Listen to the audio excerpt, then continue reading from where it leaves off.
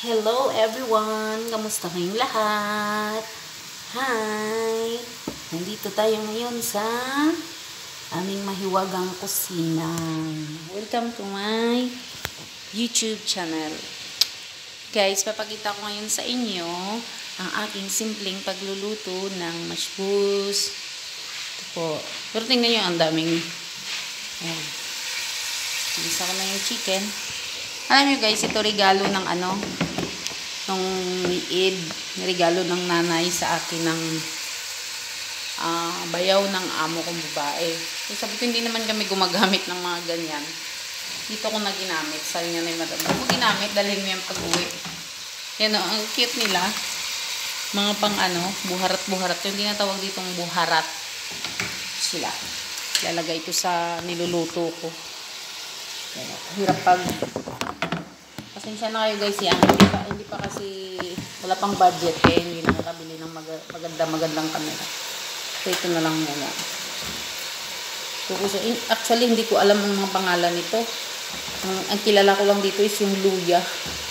Yung luyang dinikdik tsaka yung tawag dito yung turmeric.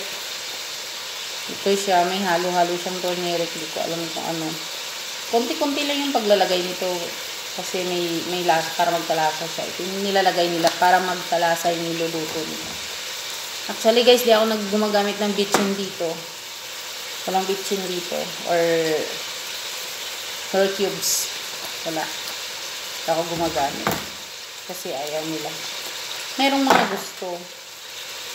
Pero dito sa amo ko, ayaw nila. Kaya ito lang talaga yung ginagamit namin.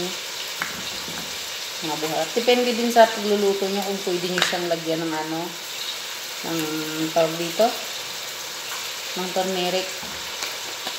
Meron kasing niluluto na hindi rin naman nilalagyan. Kasi ito pangpakulay ng din nila.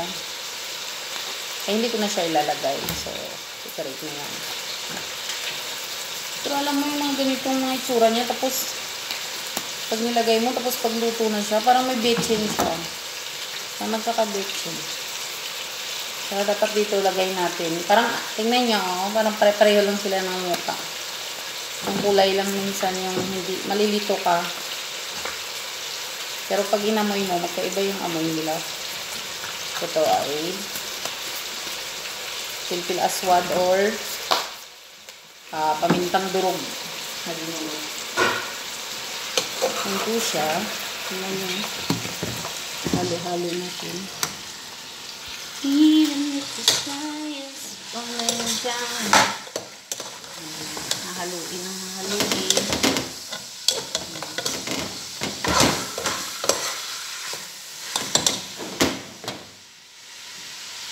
So, siyempre, nung una ko pong video, nakita nyo na po kung paano ko siya gagawin.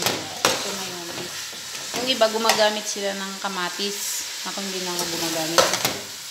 Ito na lang nilalagay ko. Ito na lang siya. Tomato paste. Hindi na ako gumagamit kamatis. Siyempre po, huwag niyong lagyan ng maraming asin kasi may alat na to siya. Kung magulat kayo niluluto niyo, maalat na. Hindi natin ng konting asin. Konting asin lang siya. Tapos mamaya, pag okay na, lagyan ng tubig.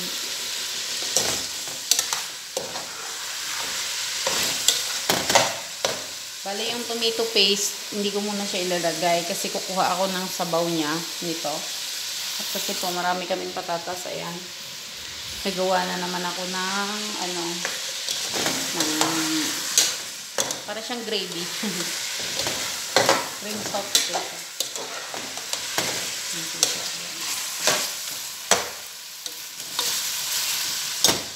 Alam niyo po, pag nakita niyo yung pagkain nila dito na pag nakalagay na sa plato, sabihin mo, ang hirap niyang lutuin. Pero ang totoo po niyan, mas mahirap po sa atin magluto. Ito ang bilis lang, ganyan-ganyan lang. Tapos, ilagay mo na yung bigas. Nakita niyo naman po yung masbus na una kong niluto. Masbus, hindi ba yung masbus? Tawag dito? Limutan ko na tuloy. Hello guys, kamusta? Kagigising ko, pagkagising ko magluluto ako kasi paggabi na ako matutulog kapag may pasok. Nagigising kasi ako ng 6 o'clock or 5:30. Prepare ng mga pagkain ng mga alaga ko para sa school at si madam. Pag alis nila yon, tutulog ako ulit. Gising ako 11 para 11 or 10:30 para maghanda, magluto. Tapos yun ang gagawin ko. Pag nagluluto, habang nagluluto ako, kapag walang tao sa sala, tulad ng asawa niya wala dyan, hindi naman niya natili dito. So, naglilinis ako. Just habang naglilinis ako, naglalaba, sa washing, umiikot. Parang sa bahay ka lang, sa bahay mo lang yung ginagawa. Tapos ito, nagluluto, habang pinapakuluan mo siya. Siyempre, silip-silipin mo din ba? Baka masunog. Diba? So, guys, hope sana nag-enjoy kayo sa aking simpleng video sa pagluluto sa kusina ni Maria. Sana po nakatulong ako kahit konti. Sana po nag-enjoy kayo sa mga videos ko. Pero huwag niyo, pasensya na kayo, medyo hindi talaga pa marunong si Maria. Tsaka medyo hindi pa ako nakaka-edit ng mga cover photo tulad yan sa YouTube kasi binebenta pa ng YouTube eh. Wala pang budget si Maria. So guys, mag-ingat kayong palagi. Salamat. Bye-bye. God bless.